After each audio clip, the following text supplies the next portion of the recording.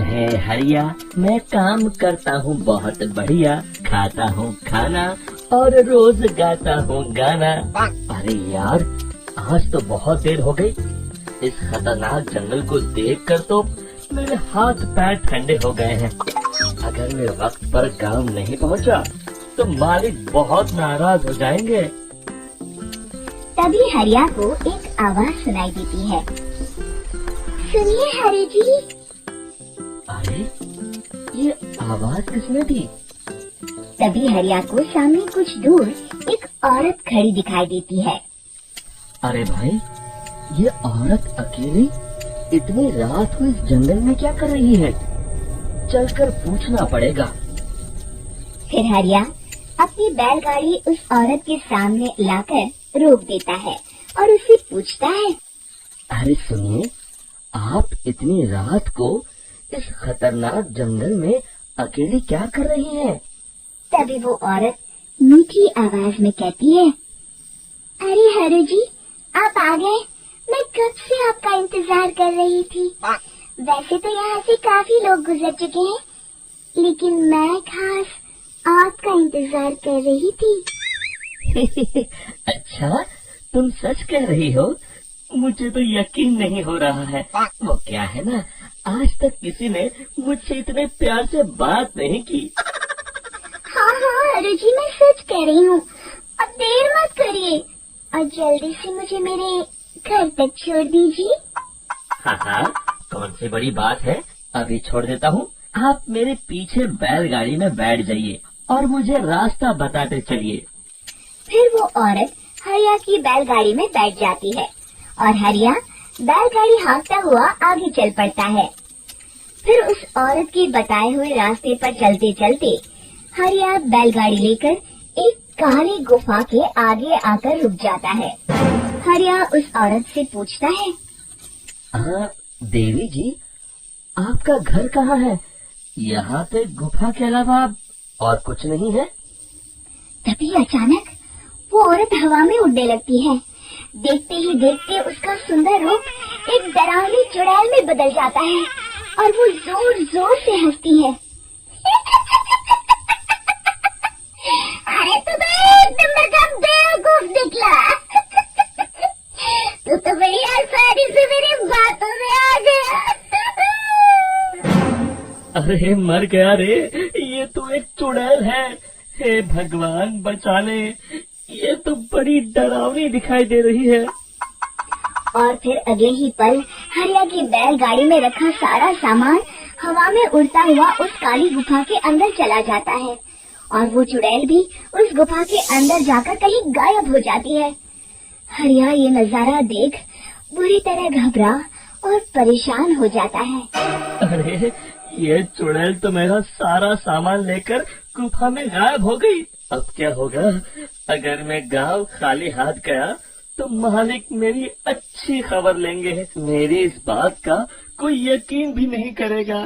फिर आखिर वही हुआ।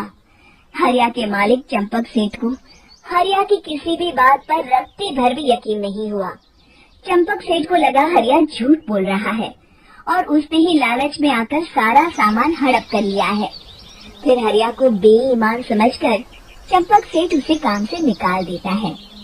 अगले दिन अपनी दुकान में परेशान बैठा चंपक सेठ गुस्से में बड़बड़ाता है। अरे, दुकान में तो सामान बिल्कुल भी नहीं है। अब मुझे ही शहर जाकर सामान लाना होगा। फिर वो अपनी बैलगाड़ी लेकर शहर चला जाता है। शहर से सामान लेकर जब चंपक सेठ वापस गांव लौट रहा होता है, तभी उसे एक आवाज सुनाई देती है। चंपक जी, ओ चंपक जी। अरे, ये तो कोई मेरा नाम लेकर मुझे पुकार रहा है। फिर उस रास्ते में वही औरत खड़ी दिखाई देती है। फिर क्या था, हरिया की तरह चंपक सेठ भी उस औरत के पास अपनी बैलगाड़ी लेकर जाता है और वो भी उसकी चिकनी चुपड़ी बातों के मुंह जाल में फंस जाता है। फिर चुड़ैल उसे भी अपनी गुफा तक ले जाती है और उसका सारा सामान लेकर गुफा में गायब हो जाती है। बेचारा चंपक सेठ लाचार होकर खाली हाथ गांव लौट आता है। फिर ये उस जंगल में रोज की बात हो जाती है। जो कोई भी शहर से कुछ लेकर गांव की तरफ लौटता, वो चुड़ैल उसे बेवकूफ बनाकर उसका सारा सामान लेकर गुफा में गायब हो जाती। एक दिन हरिया एक लकड़हारे को उसी जंगल की तरफ जाते हुए देखता है। फिर हरिया उसे रोकते हुए कहता है, अरे भाई, क्यों अपनी मौत को दावत दे रहे हो? मेरी बात मानो, आगे जंगल में मत जाओ, वहाँ एक बड़ी भयानक चुड़ैल रहती है।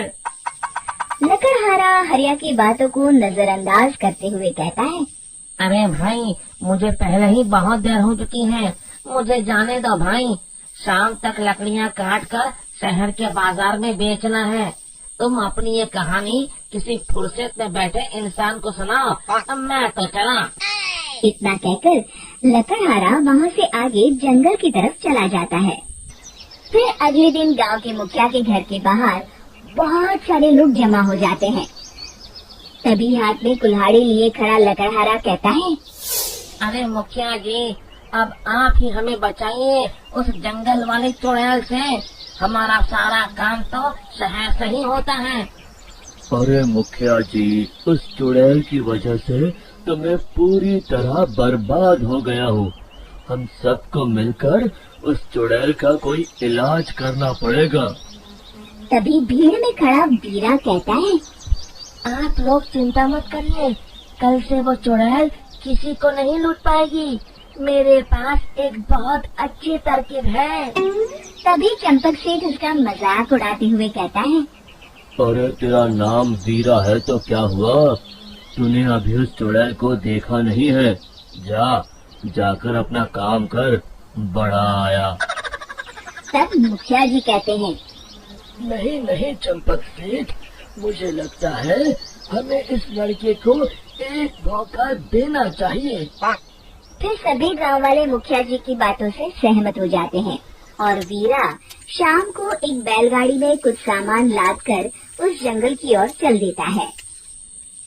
वीरा, ओ वीरा, कहाँ जा रहा है?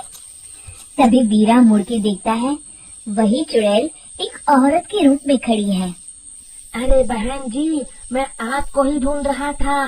देखिए, मैं आपके लिए क्या लाया हूँ। अरे वाह, तो खुद मेरे लिए इतना सामान लाया है। तू ही अकेला गाँव में समझदार है। जरा देखो, मैं भी खोल के बड़े